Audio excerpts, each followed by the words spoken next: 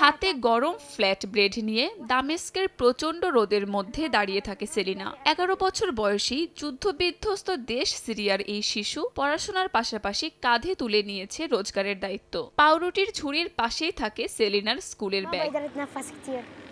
সেলিনা জানায় কাজটি মোটেই সহজ নয়। স্কুল শেষে তড়িঘড়ি করে বাড়ি আসে, প্রস্তুতি সেরে ছুটে যায় বেকারিতে, সেখান থেকে রুটি কিনে দাঁড়িয়ে পড়ে বিক্রির লাইনে। এরপরে শুরু হয় ধাক্কাধাক্কি, রোদে একটু দাঁড়ালেই মাথা ঘোরে। এছাড়া সেলিনা শ্বাসকষ্টে ভুগছে বলেও জানায় চিকিৎসক। তবে সে জানায় শারীরিক কষ্টের চেয়েও বেশি আঘাত করে মানসিক যন্ত্রণা। রুটি বিক্রি করার কারণে সহপাঠীরা তাকে ব্যঙ্গ করে বলে জানায় সেলিনা। আমি গরিব, আমার সবচেয়ে ভয়ের জায়গা আমার বন্ধুরা যদি জেনে যায় যে আমি রুটি বিক্রি করি। সেলিনার বাবা আছেন দেইর আজজোরে, কিন্তু অনুমতির অভাবে আসতে পারেন না দামেস্কে। সেলিনার স্বপ্ন একদিন সবাই একসঙ্গে এক বাড়িতে থাকবে। বাবাকে কাছে পেলে জীবনটা হয়তো একটু ভালো হতো বলেও আক্ষেপ জানায় সে। বড় হয়ে তার মতোই অসহায় শিশুদের সাহায্য করতে চায় সেলিনা। কাকুলি আখতার, সময় সংবাদ।